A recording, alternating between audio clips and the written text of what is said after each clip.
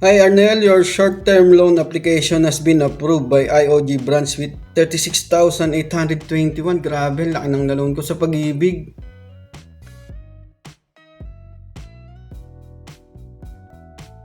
Yo, what's up mga kabayan? Welcome back sa aking channel, OFW Nonoy.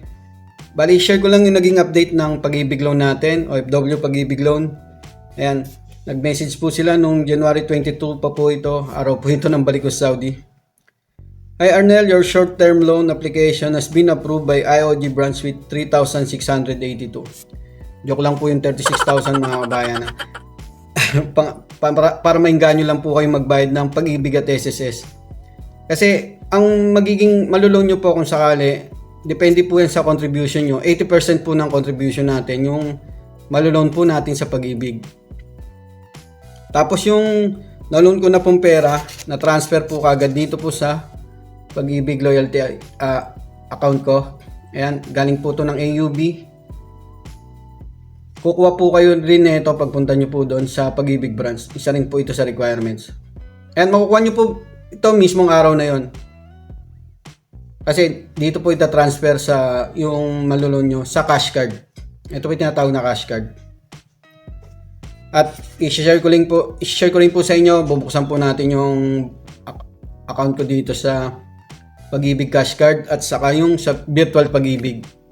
Ikwento ko lang yung mga nangyari bago na-approvean yung loan ko. Yung una po, nag-apply po tayo ng online at na-reject kasi may kulang po dun sa likod eh. Dalawa po kasi yung application form, yung may certificate of net pay doon.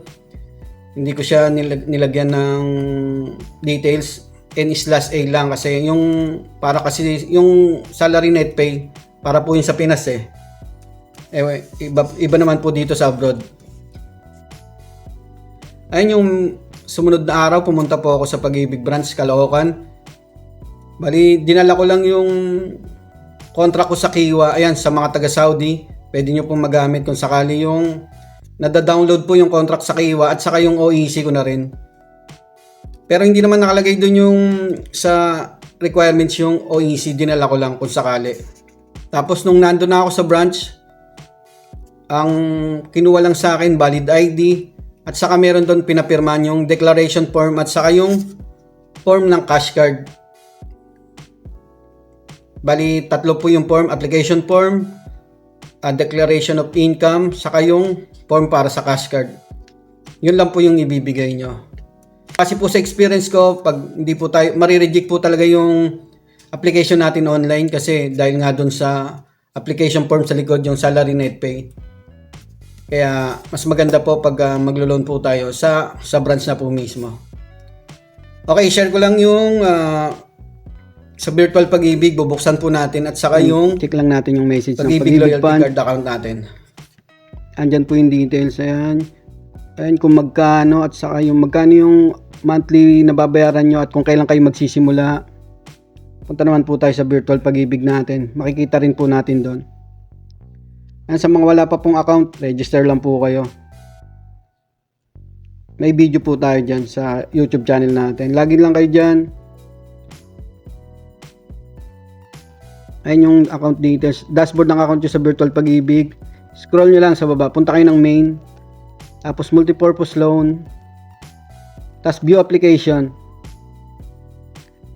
Ayan, nakalagay po dyan yung details. Yung kailan na-approvean yung loan nyo at kung magkano. At saka kung hanggang kailan nyo babayaran. At saka yung monthly nyo po. Nakalagay po dyan. Yan. 2 years po yung kinuha ko. Tapos 187 po yung monthly ko kada buwan. Bukod pa po sa premium na babayaran nyo. Punta naman po tayo sa natin, AUB account natin. Hello Pag-ibig. Ayan. Pwede rin po kayong mag-apply dyan pag nakakuha na kayo ng loyalty card. Login lang kayo. May separate po tayong video yung gagawin dyan. Ayan po yung dashboard ng account nyo. Andyan po yung pera. Pwede nyo po yung i-transfer. Ayan. Maraming salamat mga kabayan.